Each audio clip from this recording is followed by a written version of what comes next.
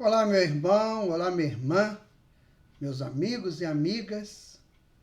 Estamos iniciando mais um estudo aqui da Introdução à Doutrina Espírita, o ID, do Grupo Espírita Saint-Germain, um projeto muito interessante que busca informar as pessoas aquilo que seja mais interessante para que ela possa entender um pouco a doutrina espírita. O ponto de partida do entendimento da doutrina espírita. E hoje nós vamos estudar essa questão da pluralidade dos mundos habitados. Nós já vimos no estudo anterior a respeito da formação do universo, a respeito das galáxias, dos planetas, dos sistemas solares. É claro que foi um estudo introdutório e hoje nós vamos falar sobre a pluralidade dos mundos habitados e como é que a gente vai entender, né, como é que esses mundos funcionam, como que eles se estabelecem. Então vamos partir de um texto de Jesus que ele falou, né, quando ele estava já deixando o plano físico da Terra. Lembra daquela Santa Ceia? Então foi ali que ele falou muitas coisas, ele deixou muitas informações, despediu-se de nós e ele falou uma coisa assim: olha, não se turbe o vosso coração. Crede em Deus e crede também em mim. Há muitas moradas na casa do meu pai. Se assim não fosse, eu vou-lo teria dito, pois vou preparar-vos o lugar. E depois que eu me for, eu vos buscarei para esse lugar. Virei outra vez e tornar-vos-ei para mim, para que lá onde estiver, estejais vós também. E aí, durante todos esses séculos que se seguiram à vinda de Jesus à Terra, há sempre essa pergunta, né? Mas que lugares são esses? Que moradas são essas? E onde ele vai? Que vai nos levar para lá? Ou que vai levar aqueles que queiram ir com ele? Bom, no estudo anterior nós vimos dos planos espirituais, que ao deixarmos o plano físico pelo processo do desencarne, deixarmos definitivamente o plano físico pelo processo do desencarne, nós vamos para uma dessas moradas do plano espiritual, que mais atenda à nossa necessidade premente. Durante os nossos sonos físicos, durante qualquer tipo de desdobramento, a gente pode ir lá, mas vai e volta. Quando a gente deixa o corpo pelo sono físico, a gente vai para esses lugares, né, e volta porque o corpo requer a nossa presença. Mas há aquele momento em que nós vamos definitivamente, que é o momento do desencarne. Então nós vamos para uma dessas moradas, que podem ser aqui próximo da gente, que no plano físico, pode ser um pouquinho mais afastado, dentro das dimensões espirituais da Terra, mas também pode ser um outro mundo. Vocês se lembram que nós falamos da existência de outros planetas? Sim, existem muitos, mas muitos sistemas solares, com muitos planetas. Há um processo de amostragem hoje pela ciência que diz o seguinte, que deve ser, não é nada certo, em torno de 70 setilhões de estrelas. Vocês imaginam o que é 70 setilhões? É muito difícil de contar. E aproximadamente 210 setilhões de planetas. Ora, esses planetas são mundos. Então eles não são criados por acaso. Para que vai criar um mundo? Apenas para compor um espaço? Veja você, quando você vai construir tua casa, que você faz um projeto para tua casa, ou quando você vai escolher um apartamento para você morar, ou um local para você ficar, você vai ver os detalhes daquele local. Então, naquele local tem que ter um quarto X, um quarto Y, um outro quarto tem que ter uma varanda, tem que ter uma sala, uma cozinha, um banheiro, tem que ter um escritório. Então, você cria os ambientes que você precisa. O universo é assim. O universo ele é criado e dentro dessa criação universal existem os ambientes criados ali dentro para atender uma finalidade, assim como a tua casa atende às suas finalidades. Então, se a pessoa, por exemplo, isso eu vivi muito na minha infância, as senhoras costureiras. Então, nas casas dessas senhoras tinha lá o ateliê dela, o lugar que ela costurava. Às vezes um quarto separado. Aquele que pintava, aquele que fazia quadros, um quarto separado, um local separado. Mas tinha um local comum, que era a sala, que era o banheiro, que era a cozinha, os quartos de dormir, e assim sucessivamente. Então, o universo, na verdade, o que nós fazemos aqui é uma cópia rústica do que existe no universo. Então, são esses mundos que existem no universo. Esses mundos, pelo que a gente sabe, eles têm categorias. Por exemplo, ele pode ser um mundo rochoso,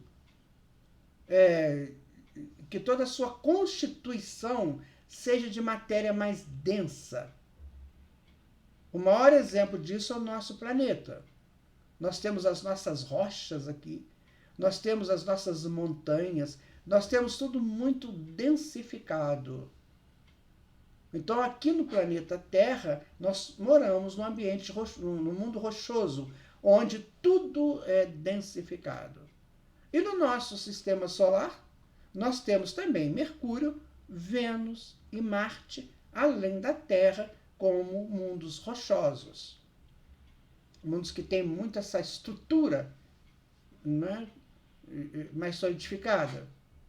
E temos planetas gasosos, que não têm essa estrutura tão densificada, mas que têm as estruturas necessárias à perfeita adequação daquele ambiente, que são gases, né? Que são coisas bem mais sutis. Nós ainda não temos ideia de como se vive num lugar desse, né? Mas vive-se, porque nós sabemos que no mundo espiritual também se vive. Ou seja, é chegado um momento em que nós temos que abrir a nossa mente para começar a entender o que de fato é e como é e por que é. Senão nós vamos ficar presos só às denominações que nós conhecemos aqui do plano físico da Terra. Vai chegar um momento que nós vamos pensar assim, nossa, mas o plano físico da Terra é muito denso. É sim.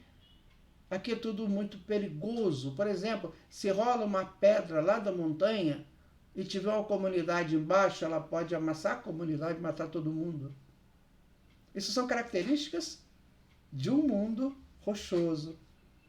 Por exemplo, as vagas, né, do mar, as vagas oceânicas, elas podem bater tão fortemente numa rocha que vai furando a rocha. E se aquilo bater numa pessoa, dependendo da intensidade, pode a pessoa desencarnar.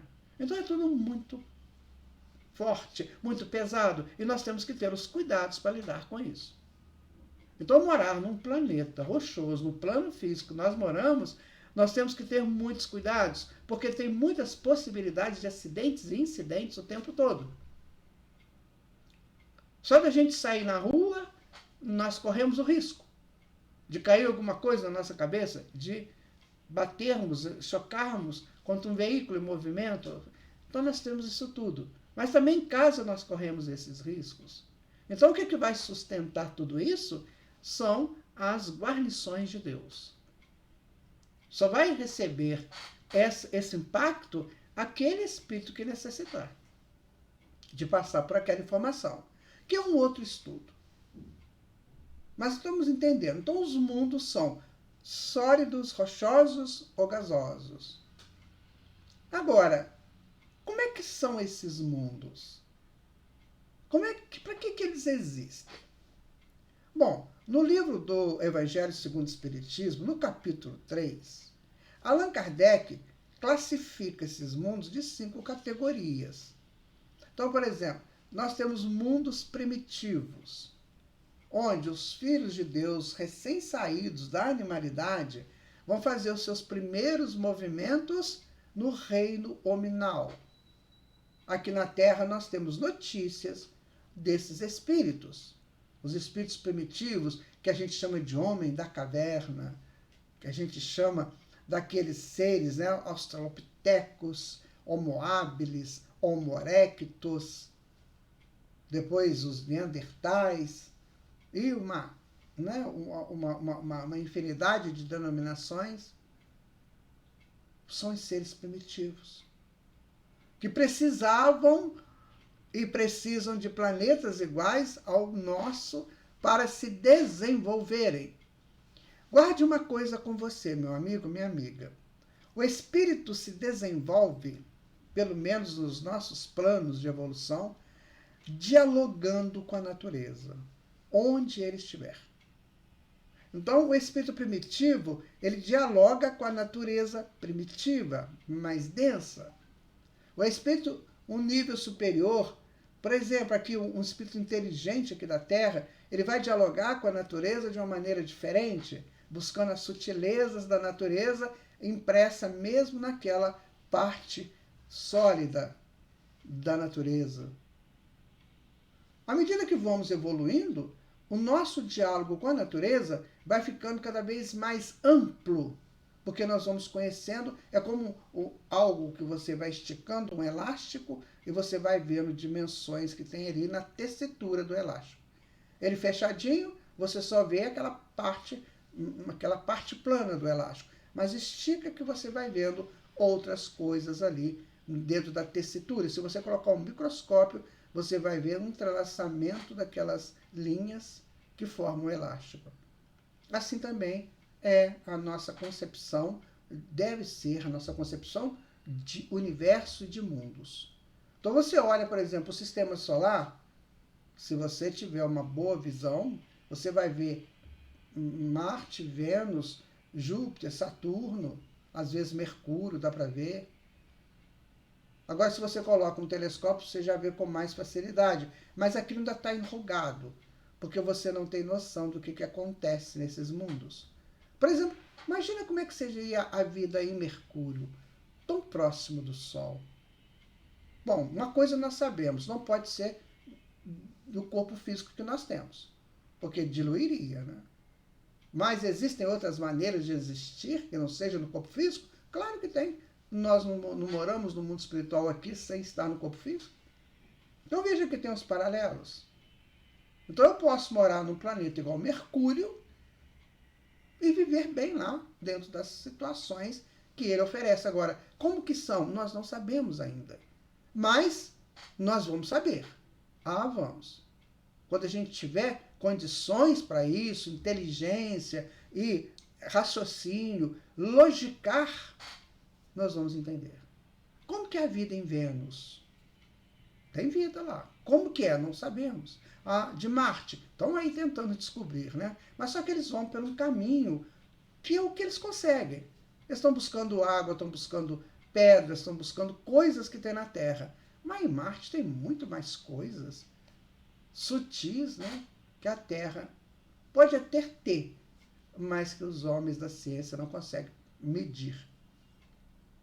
E assim nós vamos vendo. Então, existem mundos e mais mundos. E cada mundo existe a sua classificação. Então, existem os mundos primitivos, onde os filhos de Deus, como diz Allan Kardec, começam a sua evolução no reino hominal. Existem os mundos de provas e expiações, que é o nosso caso aqui, o nosso planeta aqui. Nós estamos no mundo de provas e expiações. Nós temos que vencer etapas, vencer desafios, crescer com esses desafios. Então, isso são as provas. E existem as expiações, que são os consertos que nós temos que ir fazendo. Porque a gente vai fazendo escolha errada e a consequência vem automaticamente a partir da nossa escolha. Então, nós vamos tirando isso de nós. Essas coisas duras, né? Expiar é tirar o duro, é tirar a casca grossa. E a gente vai fazendo as duas coisas. a gente vai tirando essa casca grossa, nos limpando disso e, ao mesmo tempo, aprendendo com as possibilidades deste mundo.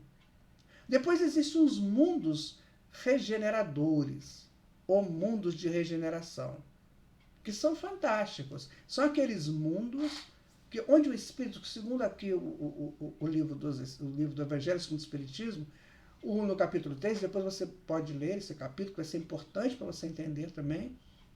Então, esses mundos de regeneração, o que eles vão fazer? É como se eu estivesse muito cansado, aí eu vou chegar num lugar menos perigoso, uma situação menos perigosa, onde o bem começa a ganhar do mal, onde as coisas começam a se conformar numa situação mais amiga, mais fraterna, mais legitimado dentro das constituições das leis de Deus. E aí eu vou viver nesse momento, no mundo, onde eu vou acabar de fazer a minha regeneração, ou me limpar por completo, agora num nível de um clima muito mais satisfatório, onde todo mundo tem o mesmo interesse, que é o de entender a lei de Deus e de crescer para ela. Para ir para lá, tem que merecer, tem que ter feito uma base sólida para ir para lá. E será que nós estamos fazendo essa base ou ainda estamos ligados às coisas do mundo de provas e expiações? Ainda estamos cometendo injustiças, desamor, sendo egoístas, orgulhosos? Será que ainda estamos assim? Então fica difícil ir para um mundo de regeneração, onde toda a humanidade desses mundos só pensam em se acostumar e viver no bem. Depois nós vamos encontrar os mundos felizes. Aí não tem mais mal nenhum, não existe mais nenhuma possibilidade do mal. Aí é só o bem, não tem mal. Então ninguém tem doença mais, ninguém tem dor, ninguém tem nada disso. Porque todas as pessoas já se livraram das suas escolhas erradas e agora só fazem escolhas dentro da lei de Deus. Já só podem comer agora o fruto da árvore da vida, como a gente encontra no Gênesis, lá na Bíblia. Adão e Eva podiam comer daquele fruto, mas resolveram comer o fruto da árvore do conhecimento do bem e do mal, e foram experimentando o bem e o mal e foram se complicando. Então, nesses mundos felizes não tem mais esse negócio de bem e mal, é só o bem, não existe o mal. E depois tem os mundos celestes. Aí nós não temos noções de entender o que é, mas são mundos de laboratórios muito avançados para o entendimento da criação, para o entendimento de como os espíritos crísticos manipulam o fluido cósmico universal para fazer as suas criações dos sistemas solares, das nebulosas, das galáxias. Então são mundos de observações. Vejam vocês que coisa interessante. Então nós estaremos forçosamente nesses mundos também, através do nosso processo de evolução.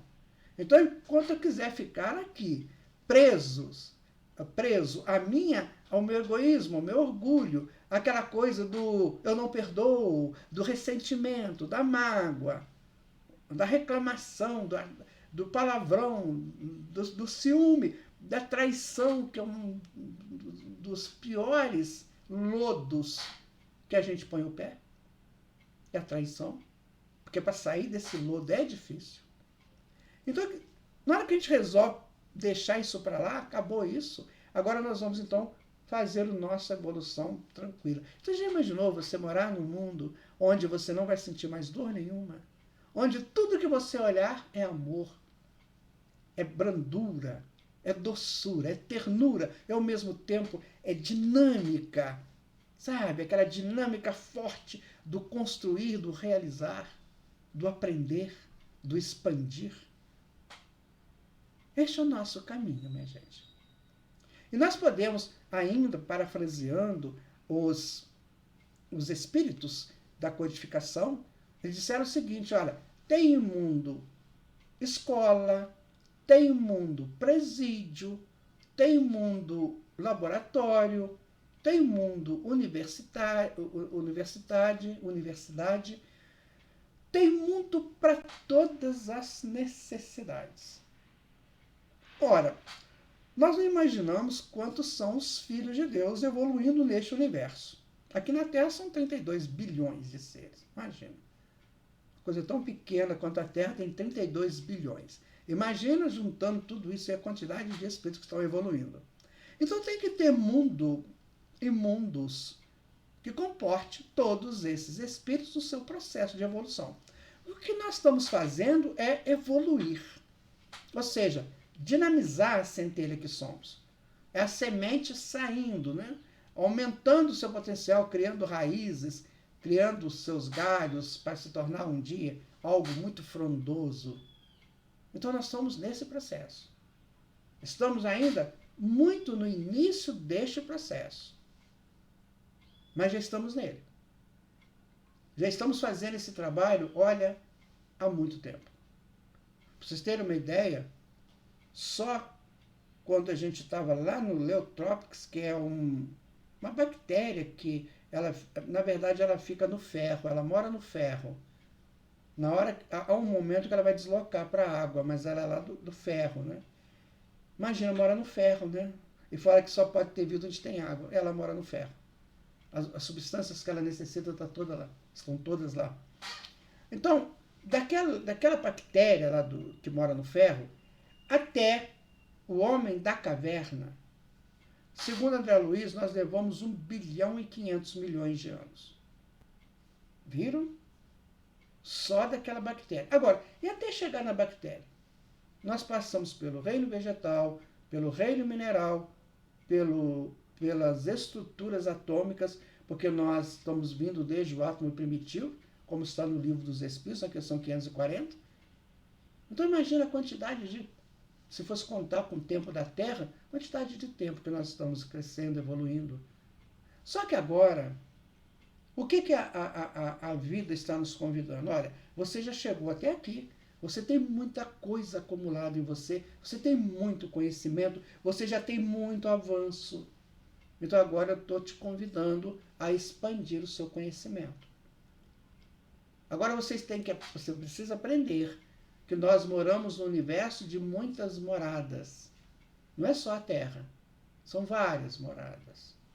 Elas são classificadas, né, em moradas rochosas, moradas gasosas, em mundos primitivos, mundos de prova e expiação, mundo regenerador, mundo muito feliz, né, e mundo celeste. Podem ser esses mundos classificados em escolas, presídios, podem ser laboratórios, universidades, jardins de infância, enfim. Olha, mas você fala assim, mas jardim de infância? Mas jardim de infância não foi o primitivo? Não, minha gente, o primitivo são os primeiros movimentos semiconscientes. O jardim de infância pode ser no momento em que a gente atinge um determinado nível de entendimento das coisas e vai morar num planeta onde lá começa a aprender de fato a excelência da vida criada por Deus. Então nós estaremos no jardim de infância. Não é? A criança que vai para o jardim de infância, ela não é um espírito muito antigo, que já viveu muitas encarnações e que agora está aí vivendo uma nova possibilidade? Então fica claro para nós o seguinte, que nós estamos sendo guiados pelo nosso Pai, né? Trazidos ou levados pelas potências dele para os nossos avanços espirituais. Lembra quando Jesus disse assim, vós sois deuses, podeis fazer o que eu faço e muito mais? O que é isso? O que é ser Deus? Dentro da concepção da mitologia, o Deus é aquele ser que faz o que o homem comum não consegue fazer. Esse é o Deus. Se você analisar toda a mitologia, você vai enxergar isso. Então Deus é aquele que faz aquilo que o homem comum não consegue fazer. Então, à medida que nós vamos saindo do homem comum, de fazer coisas comuns, como nós fazemos, de nos adaptarmos à simplicidade do início da vida, porque o que nós fazemos aqui é tudo muito simples ainda. No Livro dos Espíritos diz que o ser mais culto do mundo, de todos os tempos, tirando Jesus, ainda é um primeiro aprendiz nas esferas superiores. Então, vamos tirando tudo isso, vamos entendendo tudo isso, e nós vamos ver o quê? Que o que nós fazemos ainda é muito pouco. Nós sabemos coisas pequenas da engenharia, coisa pequena da medicina, coisa pequena do direito, coisa pequena da educação. Nós só estamos entrando nesses campos, mas que eles precisam avançar. E vamos fazer esses avanços aonde? Onde esses mundos existirem para nos acolher. Então, meu amigo, minha amiga, preste atenção. Você não vai morrer nunca, porque você tem que percorrer essa quantidade imensa de mundos para você aprender. Então, para isso acontecer, é preciso deixarmos esse ciclo de encarnações de baixo teor espiritual, como diz Emmanuel, na psicografia do Chico Xavier. Precisamos sair desse ciclo de baixas encarnações. Sabe aquela coisa de eu chegar aqui, encarno, e vou me envolver com droga, vou me envolver com sexo desregrado, vou me envolver com brigas de poder, com ladruagens, com corrupção. O que isso vai me fazer? Vai me fazer voltar aqui. Agora, às vezes sem braço, sem perna, às vezes sem visão física, para eu aprender a respeitar aquilo que me foi dado. Isso não levando em conta os sofrimentos que eu tenho lá no mundo espiritual depois da desencarnação. Então, esse ciclo de encarnações de baixo teor. Eu não saio do charco. E esses mundos estão me esperando. Agora eu digo para vocês, tudo tem um ciclo, e o ciclo tem o seu tempo. Então chega um momento em que não dá mais para errar. Aí a vida nos empurra. E esse empurrar da vida, eu digo para você que pode ser doloroso. Então é melhor a gente caminhar, entender tudo isso. Eu vou deixar para você a bibliografia do nosso estudo de hoje, que é o Evangelho segundo o Espiritismo, capítulo 3. Mas você pode encontrar isso em outras literaturas, principalmente do André Luiz. No livro Obreiros da Vida Eterna, no princípio do livro, tem uma comunicação de um espírito que vai fazer uma palestra para eles lá no nosso lar, e ele fala desses mundos aqui do sistema solar. Emmanuel fala nas suas obras históricas coisas lá de Sírios, onde morava Alcione. Então, de repente, meu amigo, minha amiga, isso fica normal para nós. Entenderam? Então, de repente, estudar isso é natural. Olha, isso é natural. E vai ser a partir desse entendimento da naturalidade desses estudos que a espiritualidade vai abrindo mais informações para todos nós. Na Revista Espírita de 1858, tem uma comunicação lá de um espírito que mora em Júpiter, e ele conta como é que é Júpiter. Quando você estuda, lê aquilo, você acha a coisa mais estranha. Como pode morar assim? Mas para ele é natural. Então, na hora que nós encontrarmos um ponto de referência entre o que nós entendemos que é natural para o que é natural fora disso, nós vamos ampliando a nossa mente e vamos abrindo os nossos conhecimentos, e a espiritualidade vai trazendo mais informações para nós. Vou ficando por aqui. Muito obrigado por você ter estado conosco, e vamos continuar nesse estudo. Ouça, assista todos os estudos do ID, que vocês vão ter muitas informações interessantes desse projeto de introdução da doutrina espírita. Muito obrigado, muita paz para você, tá?